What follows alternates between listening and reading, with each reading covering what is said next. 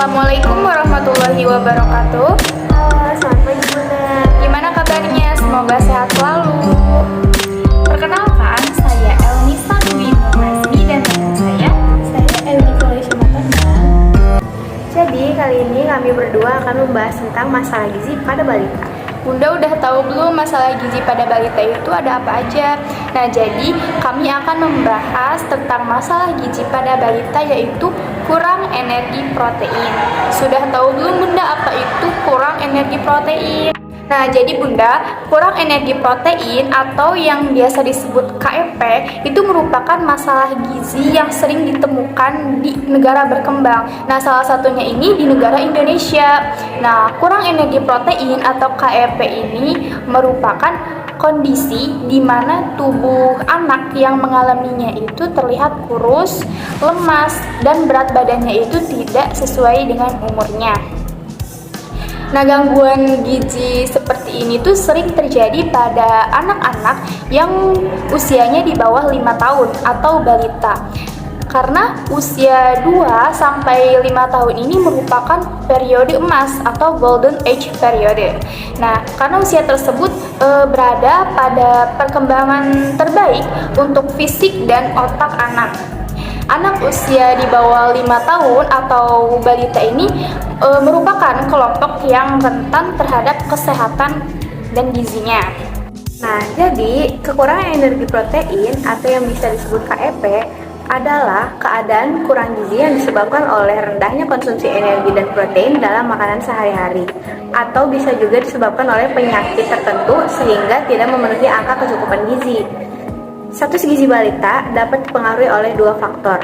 Yang pertama ada faktor langsung, kemudian ada faktor tidak langsung. Untuk faktor langsung yang dapat mempengaruhi status gizi balita adalah penyakit infeksi dan asupan makanan. Sedangkan faktor yang tidak langsung yang dapat mempengaruhi status gizi adalah pengetahuan ibu tentang gizi, usia penyapihan, berat bayi lahir rendah atau bisa disebut juga sebagai BBLR, kemudian ada pemberian makanan terlalu dini, ada juga pola asuh anak, dan yang terakhir ada kesehatan lingkungan dan juga pelayanan kesehatan. Ada beberapa ahli gizi juga menyebutkan bahwa faktor pengetahuan ibu yang baik terkait gizi dapat membantu mencegah agar anak atau agar balita tidak menderita kekurangan energi protein.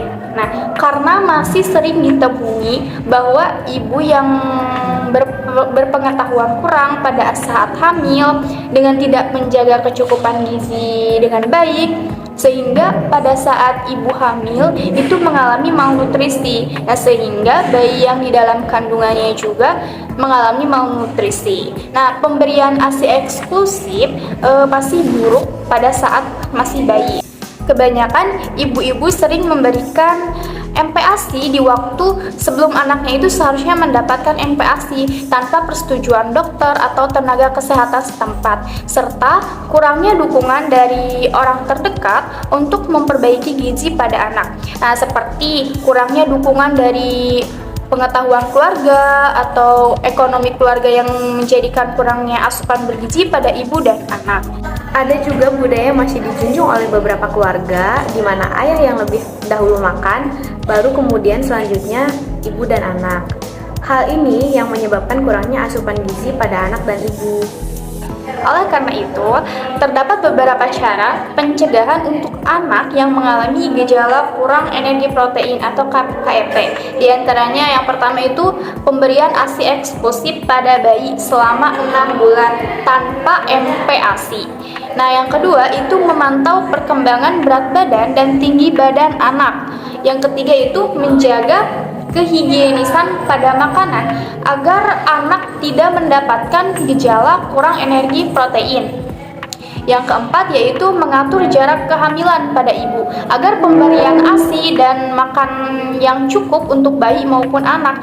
Nah, minimal jarak kehamilan anak itu minimalnya 3 tahun.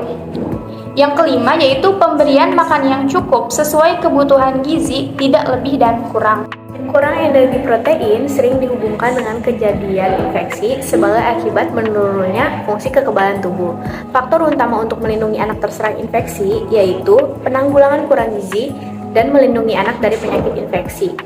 Nah, Untuk memperbaiki kurang gizi pada anak yang menderita infeksi sulit dilakukan karena anak juga mengalami keadaan psikologis berhubungan dengan intake makanan, terutama proses pencernaan dan penyerapan makanan yang terganggu. Ada juga akibat dari penurunan daya tahan tubuh tersebut dapat menyebabkan kegagalan fungsi organ seperti organ pencernaan, hati, endokrin, sistem kardiovaskular atau jantung, dan juga ginjal.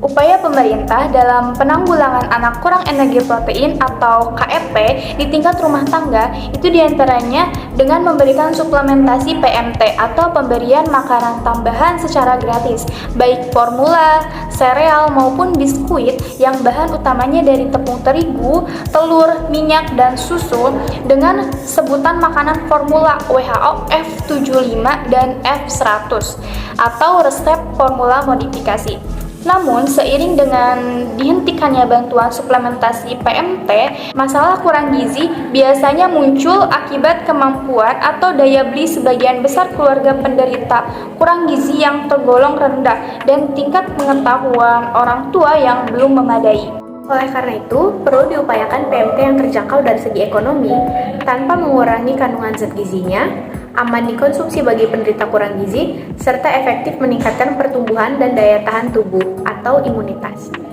Hal ini dilakukan mengingat harga beberapa produk makanan yang berasal dari tepung terigu, telur, dan susu relatif cukup mahal, khususnya bagi kalangan ekonomi rendah. Untuk itu, pangan lokal seperti tempe, bengkoang, dan beras dapat dijadikan sebagai bahan baku lokal yang dapat dikembangkan sebagai makanan tambahan, sehingga diharapkan harganya lebih murah dan dapat dijangkau oleh semua golongan.